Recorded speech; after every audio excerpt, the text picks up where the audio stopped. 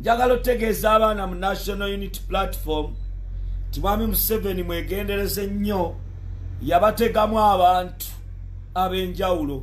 abatambula nammwe abafaanana nammwe abamu bajja kweyita nze ndi munyalwanda wa gundi abantu abo mubegendereze mu kaseera kano waliwo abaana be baagala okukwata abantu abo bali mu mikutu gya WhatsApp social media era bo ng'omulimo gwabwe kwe kulaba nga bamalamu amaanyi abantu abakola ensonga era bo beetegefu okwonoona erinnya ly'abakulembeze n'okukola ebikola ebirala seekyo mukyegendereze ntandise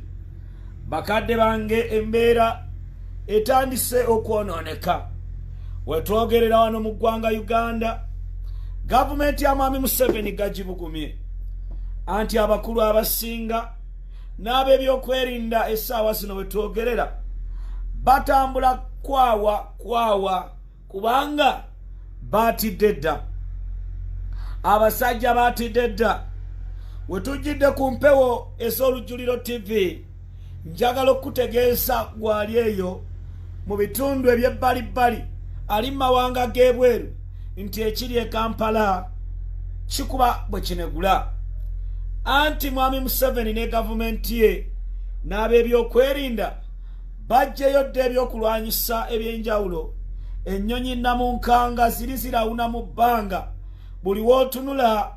nnyonyi njereere baatidde dda kubanga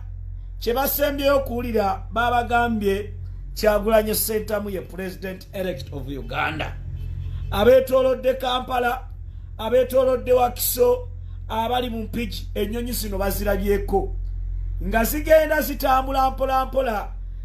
gwe bw'otunuulira space eriwo waggulu awo baganda bange ekulaga bulungi ti abasajja baayidde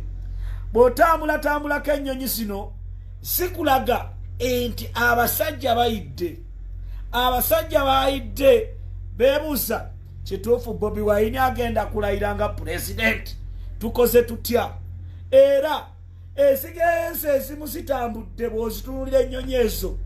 kikulaga bulungi abazivuga n'abasirimu nti bali mu angle 45 ey'okutya baganda bange bw'otambulako mu kibuga Kampala amagye bagayiyeemu ab'amagye tuuka ku Ntebe Road bonna bakutte emmundu batambula mu ssuulu moja genda mu bitundu eby'Ewakiso wamanyi Wakiso kankusiigira ekifaananyi bw'otandikirawo ku batabata weeyongereyo eyo yonna kira amagye bagayiye amagye kikulaga bulungi nti abasajja bano baayidde ate ekyasinze okubatiisa olunaku olw'amawulire ku lunaku ab'amawulire lwe baakuza olunaku lw'amawulire ambasada wa Uganda wano bamukyala bamuyitibwa Nataali bamuweereza ekiwandiiko ekyava mu Amerika nga kimubuulira kiki kye balina okukola nangeri ki gavumenti ya Mwami Museveni gyetyoboddemu eddembe ntandise n'amawulire tosagaasagana wulirisa kati Omumerika atabuse alumya ogw'engulu n'agamba tekisoboka ababba obululu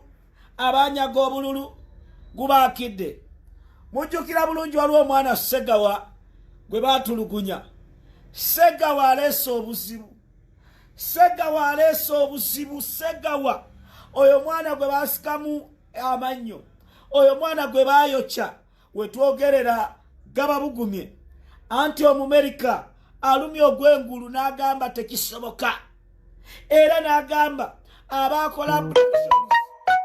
buli kya busiru ke kaseera gubaakire muganda wange kansoke nkuteereko Omumerika ng'atuwa amawulire kiki ekiri mu nnyumba kiki ekifumbibwa njagala muwulirise bulungi nze nabagamba mbaleetera facts ebyo ebigenda mu maaso tolina walala wogenda bisanga okujjako wano Omumerika atuuse n'okulayira mu lulimi Oluganda n'agamba amasima ga Katonda mu ggulu nze okufiira mu kitooke kya gonja nga n'obukuba butonyerera ngenda kukola kino baganda bange wulirisa Omumerika kamuleete wulira Wulira. Forces in Uganda have named senior military commanders, including Ugandan President's son Muhoozi named in ICC complaint over abductions and abuse. Muhoozi Kainerugaba leads Special Forces Command, an elite military unit blamed for widespread abuses. Lawyers acting for the victims of a wave of abductions and torture by security forces in Uganda have named senior military commanders, including the president's son, in a complaint to the International Criminal Court. Prosecutors at the ICC are already reviewing an earlier submission from the opposition politician Robert Kyagulanyi, the former reggae singer known as Bobi Wine, describing widespread human rights abuses before presidential polls held in January. President Yoweri Museveni claimed victory in the vote, which was marred by allegations of fraud and the death of at least 50 people during protests. Most were shot by security forces. Kyagulanyi's National Unity Platform Party has listed more than 600 members and activists said to have been detained. NUP officials believe the true figure is likely to be higher. It has been difficult to identify the masked men or vehicles used in the abductions, as well as torturers and guards in prison. However, lawyers, campaigners and victims blame the Special Forces Command, an elite military unit, for many of the abuses. The new complaint, also filed on behalf of this week.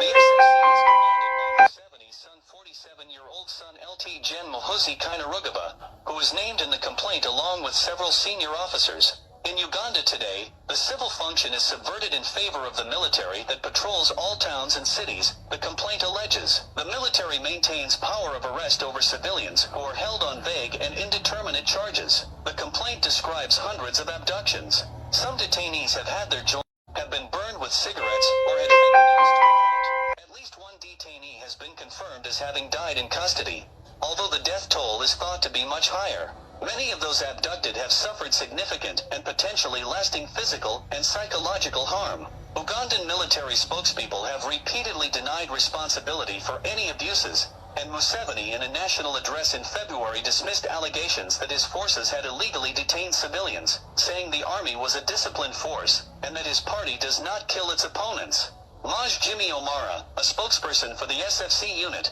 told The Guardian the allegations against the unit and its commanders were baseless. There are no abductions. These are normal arrests. Operations here are managed and controlled by the police force, so I see where the SFC would be involved, he said. However, in a letter dated February 23rd that was sent to the Monitor newspaper, Museveni stated that the SFC had held more than 50 civilians without charge since November. Those held have been with SFC, helping them to expose the whole criminal scheme of elements of the opposition plus their local parasite and foreign backers, Museveni said. The 76-year-old authoritarian ruler, who has been in power since